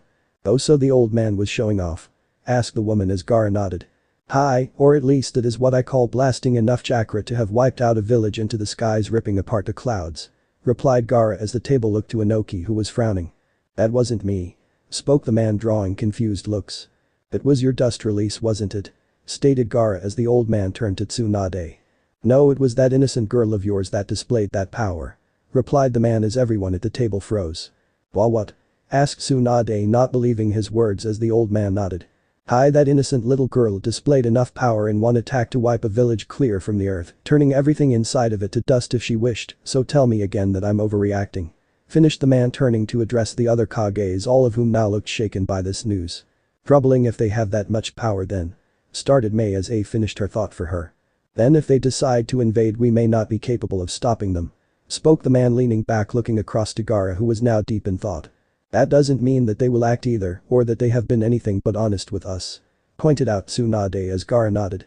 Hi, but if they did, Sunna would be the first place to fall. This deserves careful thought. Replied the retreat. I have already sent an ambassador to the United West to discuss a treaty. Are you suggesting we make a move that could jeopardize that over a suspicion? Called Tsunade, thinking of Hinata as A side. It is not only about Konoha Hokage, at the very least I do not like being on the weaker side of this bargaining table. Muttered A, looking around and receiving nods from Mei and Inoki. Seeing this, Tsunade turned to Gaara, seeing him let out a breath before nodding as well. I do not wish for conflict either, however the risk is too great to assume otherwise. At the very least we must show that we are not a weak nation. Spoke Gaara as A nodded. Hi, but full war is also too much, as the Hokage has said this could be unfounded fears. Finished A. Well then the answer seems to be to put ourselves into a better position of power before meeting with the West again. I suppose you had some idea of this, Tsuchikage? Asked Mei as the old man nodded. My forces have identified a small base on the border of Sunna's land. It is close enough for a dispute of the territory to be genuine. I suggest we take the base with a united assault, capture the forces there before demanding a meeting with the West. Stated the man as Tsunade growled at him. What? You want to attack them? Are you mad? How could that not be an act of war? Called the woman as Gaara nodded. I agree, this seems too bold. Added the retreat. Perhaps, but with our forces there is no need for an actual fight to take place. Send in a small elite force to capture and incapacitate the fortress. If the risk is genuine, we have a foothold and prisoners to exchange for your ambassadors Hokage, and if they are sincere, it will not be a large enough incident to cause a full war, and we will have shown we are not easily led. Finished the woman as the Kages around Tsunade nodded, looking to her. Well, Hokage? Will you stand with or against us? Asked Inoki, smiling at her as the blonde glared back at him. Damn you. Fine, I just pray you know what you are doing. Spoke Tsunade as she pushed herself from the table, feeling dirty as she left the room to prepare her own forces for what she hoped was not the greatest mistake of her life. A few days after the meeting in Iron, an airship was dipping down over the capital city of the empire, a pale-eyed girl looking out in wonder at the landscape of rooftops that stretched out below her, seeming to continue on forever. Even as she watched, the brightly colored roofs finally gave way to lush gardens as the ship took a final turn, moving down to a large open area where she spotted a small contingent of figures standing around a familiar armored figure. Soon enough, Hinata found herself being led down the rear of the ship as she stepped out onto the palace's airfield, a few ships standing around the one she was exiting. As her eyes turned forward, she saw the group moving toward her, several white armor-clad figures with bright red splashes of color over their glimmering armor sporting blades, as well as what appeared to be some kind of metal flaps on their backs, like the wings of a beetle. However, what drew her attention the most was the armored figure in the center, his burnt red robes waving gently, even as a familiar fox plum helm turned towards her, nodding as she approached. Greetings, Lady Hinata, and welcome to the West. Spoke Naruto in a happy tone as Hinata felt a small blush touch her cheeks. I thank you, Emperor.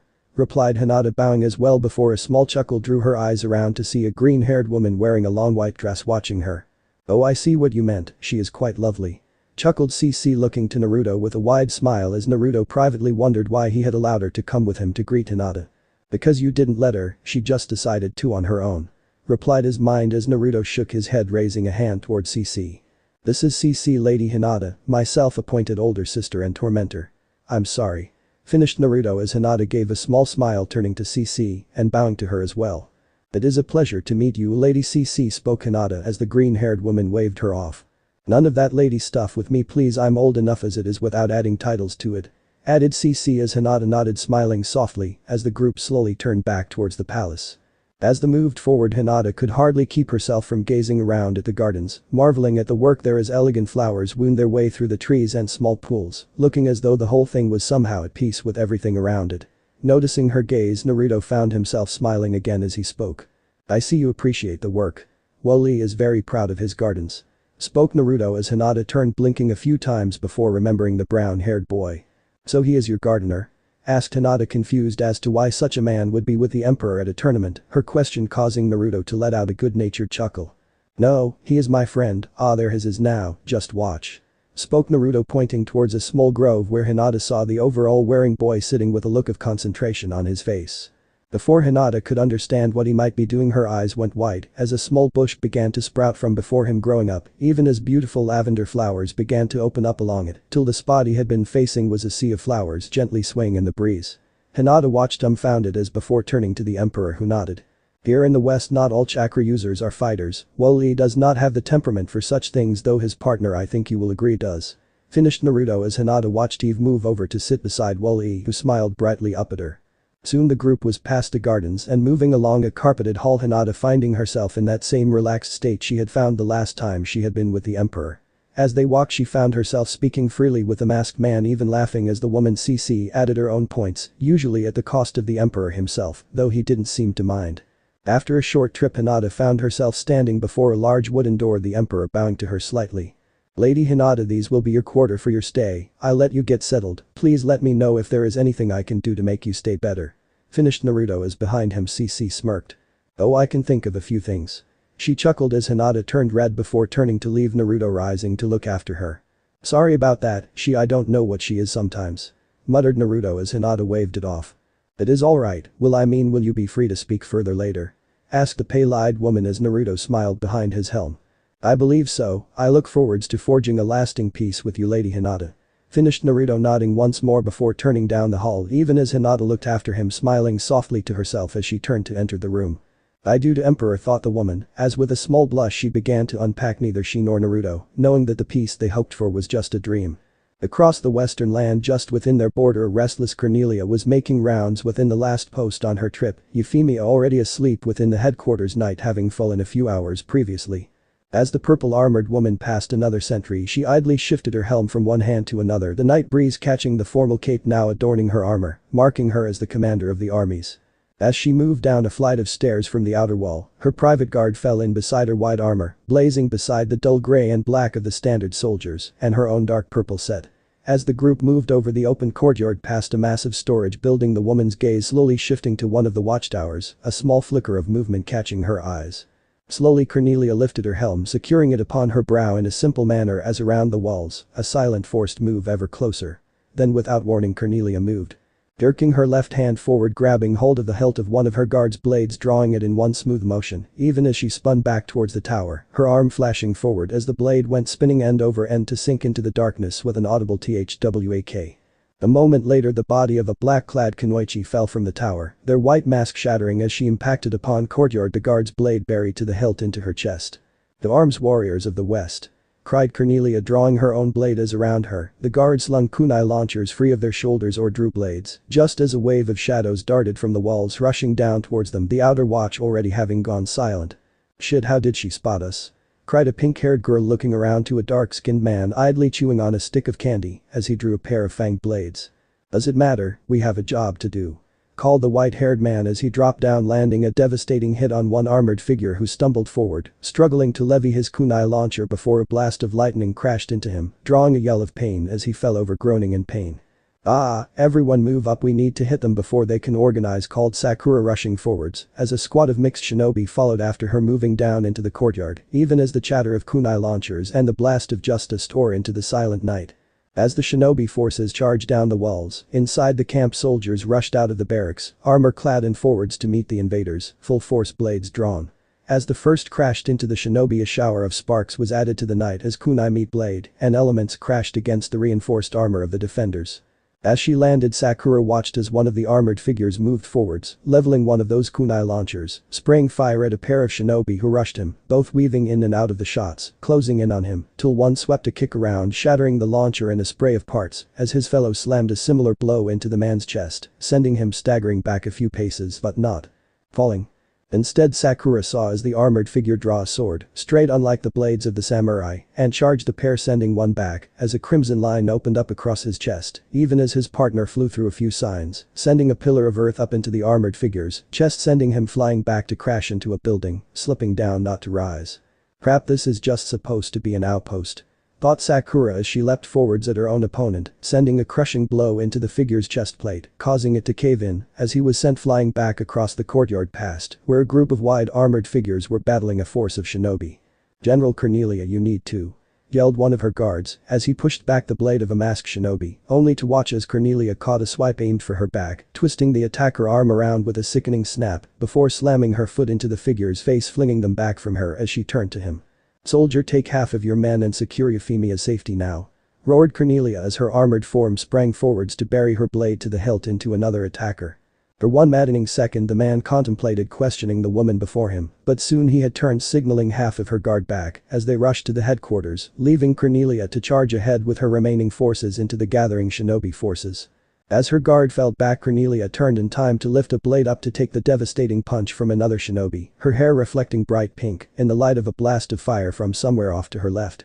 As the blow impacted, Cornelia could feel it all through her arm, even as her blade shattered, flinging bits of metal back as she leapt aside, grabbing a fallen launcher that she raised just as the shinobi, along with 3 more, stepped forwards. "Surrender, you don't have a hope of defeating all of us," called Sakura as before her the armored figure raised that launcher to point at her. "I have not come this far to surrender to the likes of you, assassin," called Cornelia even as she opened up with the launcher, spraying a wave of metal forward as her attackers charged.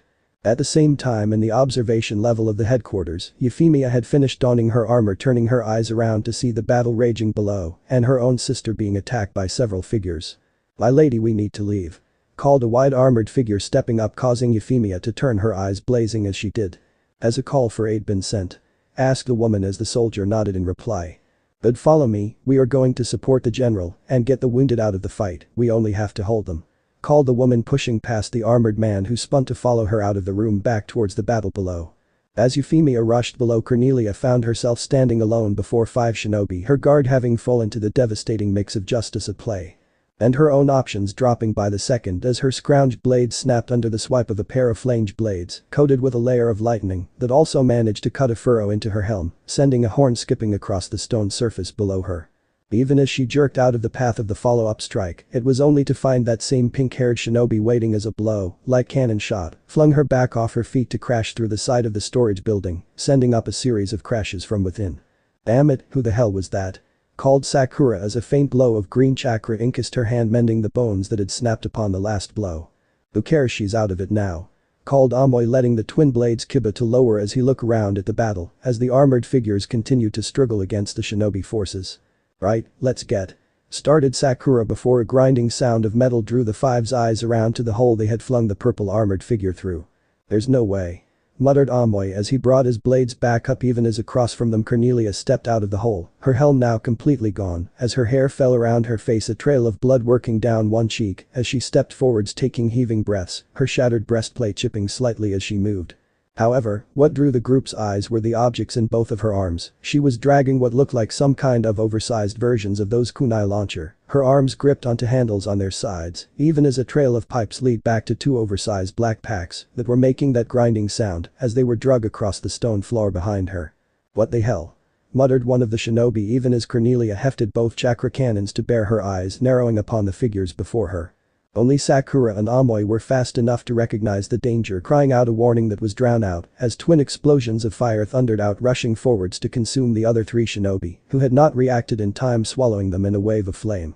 Before Sakura could even comprehend what she had seen, she was forced to move again as Cornelia brought each of her cannons around, beginning to fire off shots at both Sakura and Amoy, who weaved in and out of the fire even as the blasts continued to fly downrange. At the same time, Euphemia came rushing out of the headquarters, her guard moving with her, forcing back attackers, even as others rushed to aid the injured, but none of that registered with the pink-haired woman as she rushed ahead towards where her sister was battling. As she rounded the corner, it was to see her sister flung back towards her, skipping across the ground, one cannon flying free, spraying its final blast into the sky as the other dragged along with her. As Cornelia found herself sliding to a halt, her eyes drifted up, her heart stopping as she saw Euphemia standing a few feet from her. Even as the downed woman spotted her sister's arrival across from her, Amoy saw her as well, the grip on his blades tightened as he identified the new threat. "Not another one," spat the man as he pelted forwards, his blades outstretched towards the pink-haired woman. As he neared her, however, he saw the downed woman forcing herself up, putting herself in between the man's strike and the other woman. It was too late to raise a defense as the fanged blade sank into the purple-haired woman's chest, drawing a small cry of pain from her, even as Amoy found himself looking into her face. "You're one crazy bitch," muttered the dark-skinned man as he saw the woman's face shift from pain to an angry smirk as he found an armored hand closing around his blade hand, even as with a heave Cornelia brought the barrel of her remaining cannon to press under Amoy's chin. From behind the pair, Sakura let out a cry of warning a moment before another thunderclap of sound exploded out as the swordsman's head vanished in a wave of fire that blasted the two apart, sending the remains of the shinobi to skip across the stone, even as Cornelia was thrown back into Euphemia, who caught her, even as wide armored figures crowded around the pair. "Oh, Amoy," whispered Sakura, not believing her eyes as she spun to face the new arrivals, her eyes bulging as she saw a faint blue light wash over the purple-haired woman, who shifted slightly before pushing herself up, fully healed. As Sakura watched, horrified, Cornelia stepped forwards, hefting her cannon to bear again, even as a roar of sound drew the shinobi force's eyes upwards, the skies suddenly full of airships, as armored figures sporting some type of gliders flew down towards them. Sakura felt her legs going out from under her as she slipped on the stone courtyard, barely noticing as she was restrained by a pair of armored soldiers. "Euphemia, what were you thinking?" called Cornelia, turning as she saw the remaining shinobi throwing down arms, only to see her sister crying lightly, the anger leaving her as she let the cannon in her hand fall with an audible thunk to the courtyard. The next moment she was beside her sister, pulling her close even as she looked over her shoulder to her guard.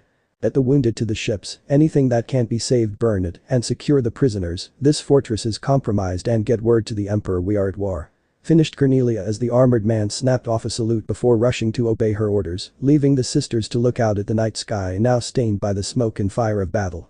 Chapter end. Alright, that's it for today's video, guys. Let me know in the comments section how was the story, and also don't forget to like, share and subscribe. I will meet you in another video. Peace out.